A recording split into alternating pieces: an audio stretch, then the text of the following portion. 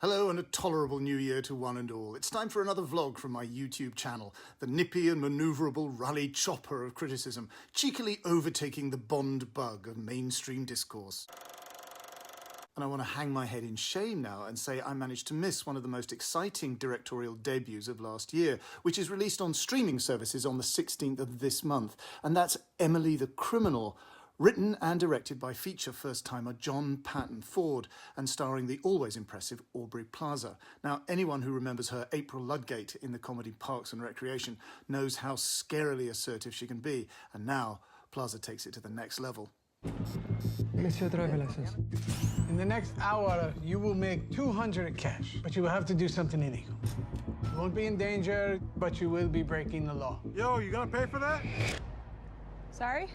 I said, are you gonna pay for that? My God. Sorry, man. Tomorrow, you have the option to do another job, okay? What do I have to do? You make that much selling TVs. Sometimes TVs, sometimes other things. You could show me how to do it. None of this is safe. But if you listen to exactly what I say, you'll be fine. Hello? Yeah, it's still available. 1 second.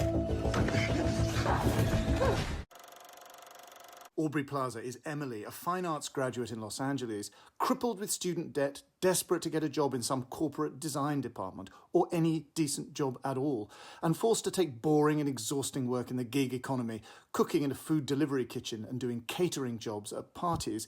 And I wonder, incidentally, if this side of her character is inspired by Anne Heche's role in the 2016 film Catfight, another would-be artist angrily reduced to waitressing at catered events. One of Emily's fellow waiters hooks her up with a lucrative gig, the details of which are kept top secret until she arrives at a secret address that's texted to her just a few hours before. She meets Youssef, played by Theo Rossi, a Lebanese criminal who runs a credit fraud scam. With stolen identity details, he and his brothers manufacture credit cards, and Emily will be one of the dozens of desperate foot soldiers who, in return for $200 in cash, will go into stores and buy plasma screen TVs with one of these cards, and Youssef's team sell on the stolen goods for cash. Emily does well, accepts bigger and more dangerous jobs, and she shows that she has in herself a capacity for violence and ruthlessness, an ability to face down fear that all make her a natural criminal. This is a rock and roll crime thriller in the spirit of James Toback or the Safdie brothers, with some real edge-of-the-seat suspense moments. Aubrey Plaza is this year's toughest action lead. This week sees the release of the charming and beautifully acted Empire of Light, with which Sam Mendes makes his screenwriting debut, starring Olivia Colman as the depressed assistant manager of a seaside cinema in the early 80s, who falls in love with a ticket seller, played by Michael Ward.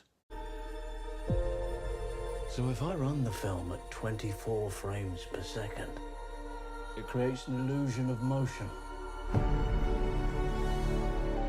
An illusion of life. So you don't see the darkness.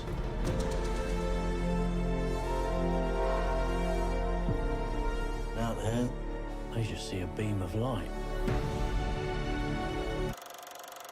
Now, the love letter to the movies is a tricky genre. My own rule here, incidentally, is that any film on any subject, if it is any good, is already a love letter to the movies. But Sam Mendes has taken this form and revived it with an engrossing, poignantly observed drama about love, life, and the fragile art of moviegoing, wonderfully shot by Roger Deakins. This film takes something from the tenderness and sadness of movies like The Smallest Show on Earth, or Cinema Paradiso, or The Last Picture Show, adding maybe even a little bit of the lonely disquiet of Chantal Akerman's Jeanne Dielman. Mendes brings his own distinctive sense of personal drama, his adroit handling of actors, and his sweet tooth for catchy jukebox slams on the soundtrack.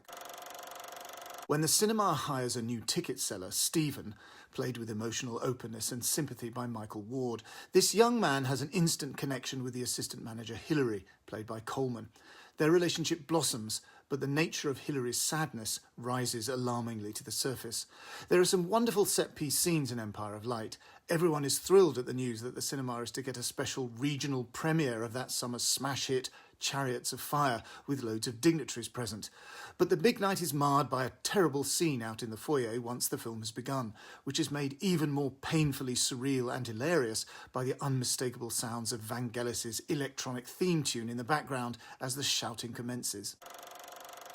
Empire of Light is a sweet, heartfelt, humane movie which doesn't shy away from the brutality and the racism that was happening in the streets outside the cinema in the early 80s. This cinema is also incidentally showing Stir Crazy, starring Richard Pryor and Gene Wilder, directed by Sidney Poitier, a message of diversity there if 1981 Britain cared to listen. This is clearly a labour of love for Sam Mendes. Love requited. And so once again the plush burgundy curtain falls on another vlog. Please give it a like and a share on your hugely influential socials. And of course, if you haven't done so already, you must subscribe and leave a fiercely supportive comment telling me that you have subscribed.